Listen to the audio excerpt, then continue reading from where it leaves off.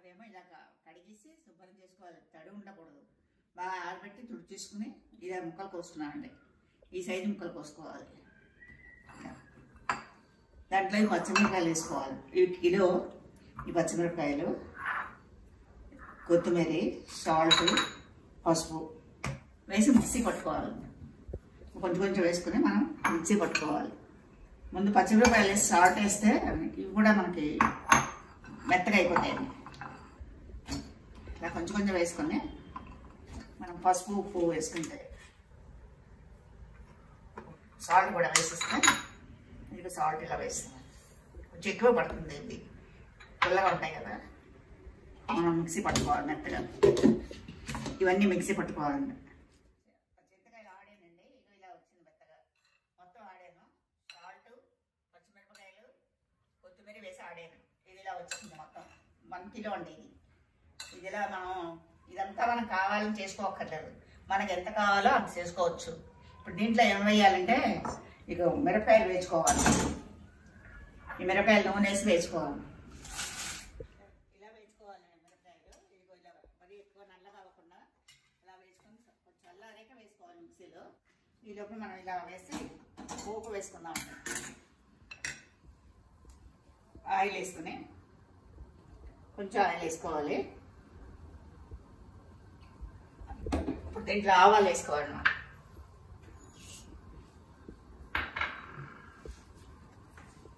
ఇలా ఆవాలు వేసుకుని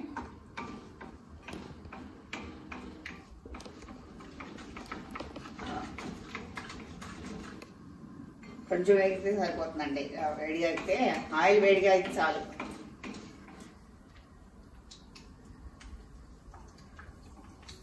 ఇంగు అండి, ఇది ముద్ద ఇంగు ఉంటుంది కదా, ఇంగు బాగుంటేనే బాగుంటుంది చిత్రకథకి.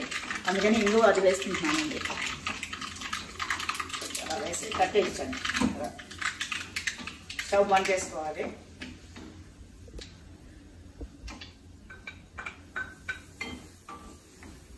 ఇప్పుడు మనం ఇది మిక్సీ పట్టుకోవాలి.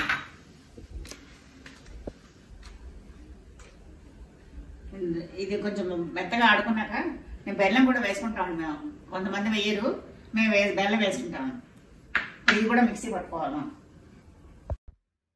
మిరపకాయ మిక్సీలో వేస్తానండి. ఇది మెత్తగా అయిపోయాక మనం బెల్లం వేసుకోవాలి. అంటే అది ఎంత పచ్చడి చేస్తామో అన్ని మిరపకాయలు అంత బెల్లం వేసుకోవాలి. పులుపు ఎక్కువ ఉంటుందండి బెల్లం వేసుకోకపోతే. ఇది మిక్సీ పడతామండి.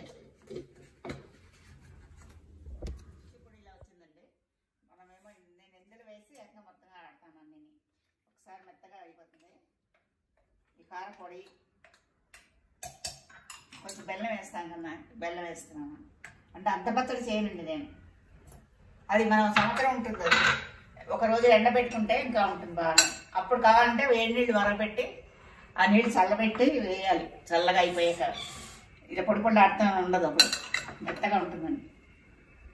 చింతకాయ ఇప్పుడు మరి మెత్తగా ఆడం కదా, కొంచెం గరుకు ఉండాలి. ఇలా వేసుకొని ఆడతానండి. ఇది 1 kgకి నేను పచ్చిగా ఇలా వదిలేసానండి. ఇది నేను ఎప్పుడైనా కలుపుకోవచ్చు, నాకు ఎప్పుడు కావాలంటే. ఇది కలిపాను.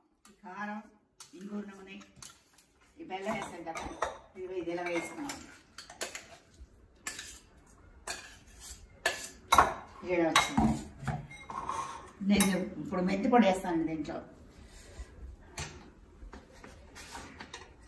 మెంతి పొడి చేసి ఉంచుకుంటాను. మెంతులు ఆవాలు ఇది ఇలా వేస్తానండి. అలా 1 స్పూన్ వేసి అయిపోతుంది, కొంచెమే కదా. ఇప్పుడు ఇందులో నేను ఇంకా ఆవాలు వేస్తున్నాను. నూనె పోస్తున్నాను. వేడి చేసాను కదా, ఆవాలు వేసింది.